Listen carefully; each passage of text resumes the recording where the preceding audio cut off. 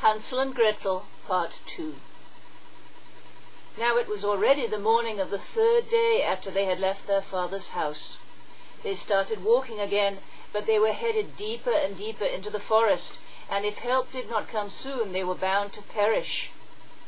When noontime came, they saw a beautiful little snow-white bird sitting on a branch. It sang so prettily that they stopped and listened, and when it had finished, it raised its wings and flew in front of them, and they followed it until they came to a cottage, and it perched on its roof. And when they drew very close, they then saw that the cottage was made of bread, and its roof tiled with cookies. The windows, for their part, were transparent sugar. "Let's have at it," said Hansel. "What a blessing of a meal!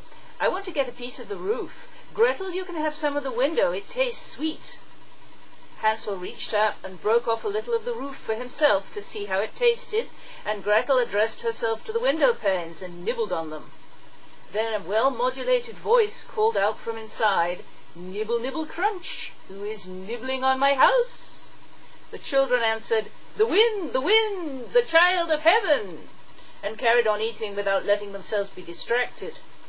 Hansel, who really liked the way the roof tasted, ripped off a large piece of it, and Gretel popped out a whole round window pane, sat down, and laid into it. Then all at once the door opened, and a woman as old as dirt, leaning on a cane, slipped out. Hansel and Gretel had such a mighty shock that they dropped what they were holding. But the old woman wagged her head and said, "Oh, my dear children, who led you here? Just come on in and stay with me. Nothing will harm you."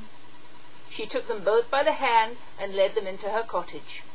Then a good meal was served up, milk, pancakes with sugar, apples, and nuts.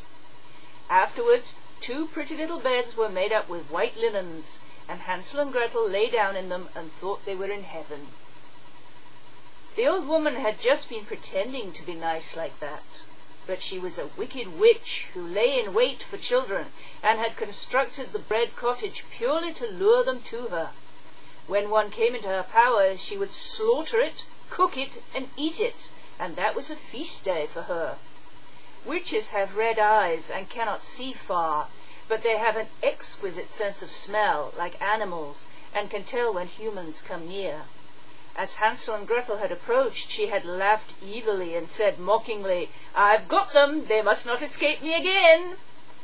Early in the morning, before the children had woken up, she had already got up, and when she saw the 2 of them sleeping so adorably with their round, rosy cheeks, she whispered to herself, "This is going to be toothsome." Then she grabbed Hansel with her shriveled hand and carried him into a small hutch and shut him in behind a wire mesh door. Scream all he would, it did him no good. Then she went for Gretel, shook her awake, and shouted, "Get up, lazybones! Fetch water, and cook your brother something good. He's sitting outside in the hutch, and is to be fattened up. When he's plump, I intend to eat him." Gretel started to weep bitterly, but all in vain. She had to do what the wicked witch demanded. Now poor Hansel was fed the most excellent food, but Gretel got nothing but crab shells. Every morning the old woman glided to the hutch and called, "Hansel, stick your fingers out for me to feel if you're plump yet."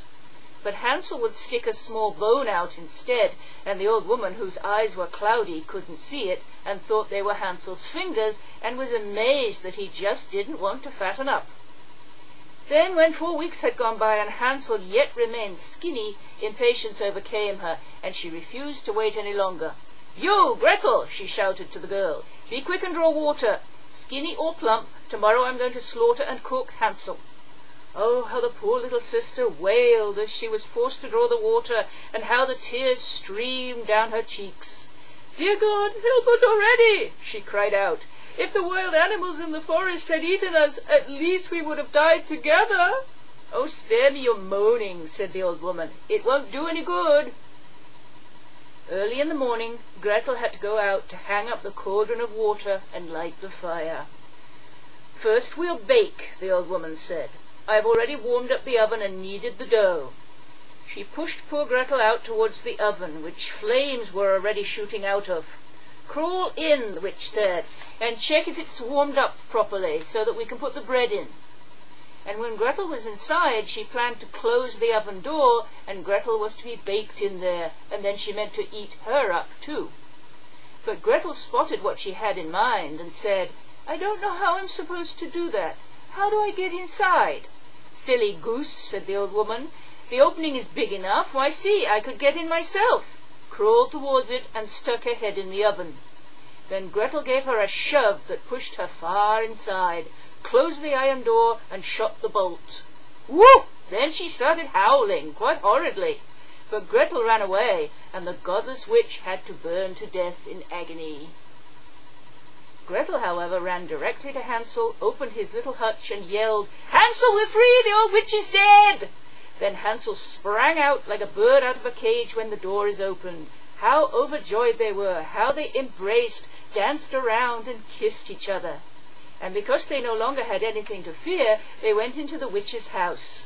There, in every corner, were caskets of pearls and gems. "These are even better than pebbles," said Hansel, and stuffed his pockets with as many as they would hold. And Gretel said, "I want to take something home too," and filled her apron full. "But now let's go," said Hansel, "and get out of the witchwood." However, after walking for a couple of hours, they came upon a wide body of water. "We can't get across," said Hansel. "I don't see stepping stones or a bridge." "There's no ferry either," said Gretel, "but there's a white duck. If I ask her, she will help us across." Then she called, little duck, here stand Gretel and Hansel. No stepping stones and no bridge. Carry us on your snowy back." And the little duck came over, and Hansel sat down upon it and invited his little sister to sit down beside him. "No," Gretel responded, "that would be too much weight for the little duck. She should carry us across one after the other." The kindly animal did so, and when they were happily on the other side, and continued on for a little while, then the forest appeared more and more familiar to them, and finally in the distance they saw their father's house. Then they started to run, burst into the parlour, and threw themselves at their father. The man had not had a single happy hour since he had left the children in the forest. His wife, however, had died.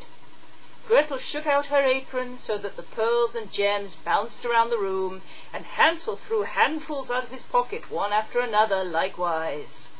Then all sorrow was at an end, and they lived joyfully together thereafter. My tale is at an end. There goes a mouse. Whoever catches it may make himself a big, big fur hat out of it.